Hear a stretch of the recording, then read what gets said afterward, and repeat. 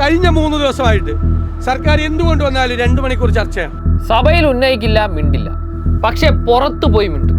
കാരണം സഭയിലാണെങ്കിൽ അതിന് ആധികാരികത വേണം. കള്ളം പറഞ്ഞാൽ തിരുത്തേണ്ടി വരും. പ്രതിപക്ഷ നേതാവ് പറഞ്ഞ കള്ളം പിറ്റേന്ന് തിരുത്തിയത് സഭാരേഖകളിൽ വരും. അപ്പോൾ എന്ത് ചെയ്യും? പുറത്തുപോയി മാധ്യമങ്ങളോട് പറയും. അതാകുമ്പോൾ ആധികാരികത വേണ്ട, തിരുത്തണ്ട. മാപ്രകളാണെങ്കിൽ തിരിച്ചൊന്നും ചോദിക്കുകയില്ല.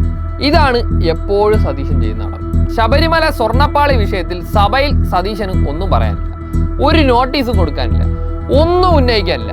ആകപ്പാടെ ഉള്ളത് ദേവസ്വം മന്ത്രി രാജിവെക്കണം. പിന്നെ ദേവസ്വം ബോർഡ് പ്രസിഡന്റും രാജിവെക്കണം. 2019 ഇപ്പോഴത്തെ ദേവസ്വം മന്ത്രിയല്ല, ദേവസ്വം ബോർഡ് പ്രസിഡന്റും അല്ല. ഇപ്പോഴത്തെ ദേവസ്വം പ്രസിഡന്റിനോട് വൈരാഗ്യമുള്ളത് ഉണ്ണികൃഷ്ണൻ പൊറ്റിക്കണം. അയാൾ മെയിൻ്റനൻസിന് കൊണ്ടുപോയിക്കോളാൻ വേണ്ടി ചോദിച്ചപ്പം സമ്മതിക്കാതെ ദേവസ്വം സെക്യൂരിറ്റിയിൽ ആ ദ്വാരപാലക ശില്പം ചെന്നൈയിലേക്ക് കൊണ്ടുപോയി ഉണ്ണികൃഷ്ണൻ പോറ്റിയുടെ കയ്യിൽ കൊടുത്തു വിട്ടു. ഉണ്ണികൃഷ്ണൻ പോറ്റിക്കെതിരെ ഒന്നും പറയാത്തത് സതീശനാണ്. ബാംഗ്ലൂർ കണക്ഷനുള്ള ഉണ്ണികൃഷ്ണൻ പോറ്റിയുടെ പിന്നിൽ സ്വാഭാവികമായും സതീശൻ നൽകി, ഒരു സംശയം.